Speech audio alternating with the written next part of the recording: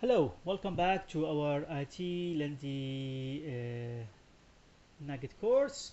A quick recap to what we have covered so far and for this course from 1 to 6 intro, overview, pipeline, formatting, structure, export, import, and then later on we'll cover the remoting, AD exchange, and so on.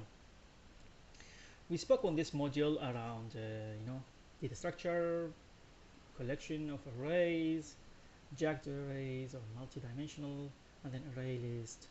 We'll finish the array list and then we'll do the hash tables for these uh, modules. So let's we jump to where we left it last time. It was about the labs and how you can create the labs yourself, how you can run it, and I will be showing you that one later on. However, uh, I think this is one of the commands we're supposed to run the labs, and you can see that is display for all the object in my C drive and the information. You can do the same. One of the labs, you can see the strings and arrays in my C drive. Okay. Uh, for today, let's we continue with our course and we'll jump into the hash tables. So, what is the hash tables? Hash tables entries have the a key and a value, which called dictionary entries or key value pairs. The key must be unique, like primary keys on the SQL tables. Elements cannot be accessed using the entry or line number, but accessing element works using keys. Normally used if you want to assign value to a unique object.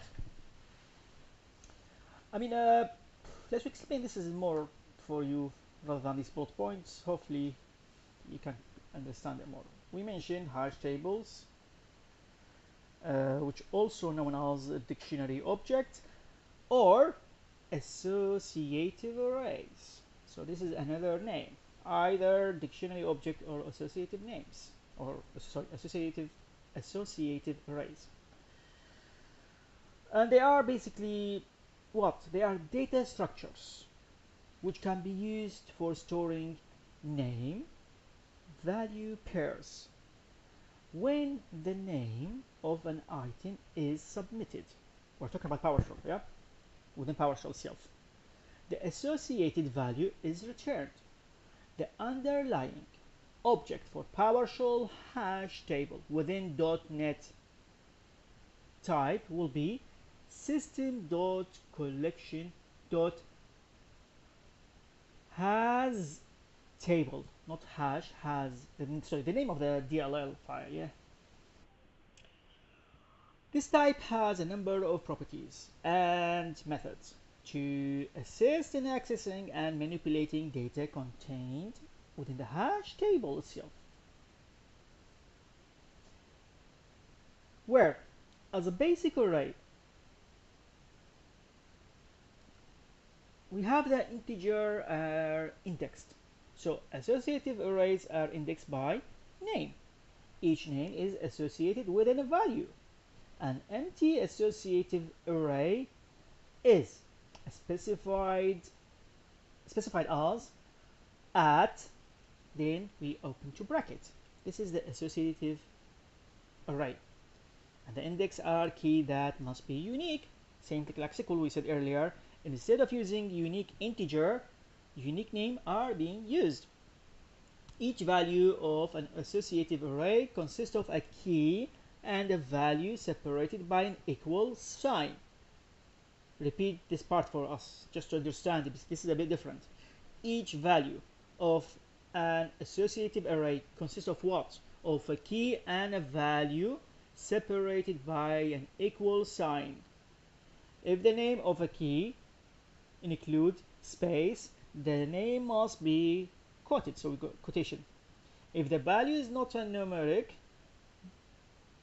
but is a string, it also should be quoted. Specify multiple key values pairs with add dollar, sorry, add bracket, and you can use semicolon to separate them as well. Next, hash table have a unique keys. We mentioned that one. That's why hash table can be used to find duplicate values. You can see these examples we are using for each number in a number list. and returning a duplication here in this example. You can see the arrays, hash tables, and duplication found, and we're writing that one to a file. Next is how to use hash table. Hash table can be created almost like any array. Hash tables contain key, hyphen value or minus value pairs.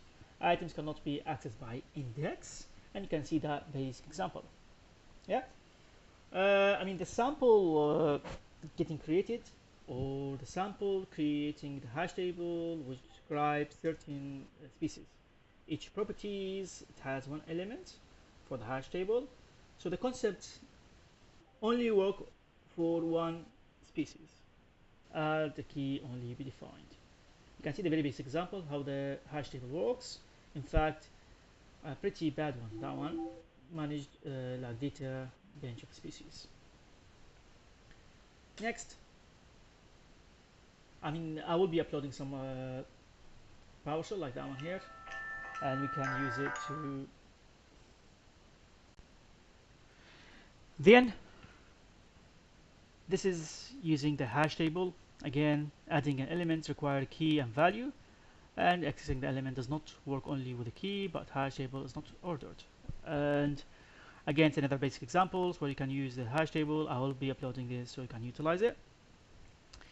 And the last one is another example for us is getting list of file owners in a hash table. Again, you can create a very basic one that give us a full name folder for the key, and you can add element to one PowerShell, and you can use the method in C# as well, like the one we're using, and you can use for each directory full name, and that will return the owners full names and getting the owners as well. Yeah, again these are examples how to use the hash tables, and hopefully this is all what I had for you for today around the hash table. We'll continue next last part around the hash tables.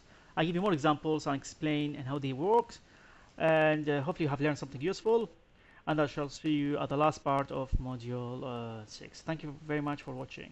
Goodbye.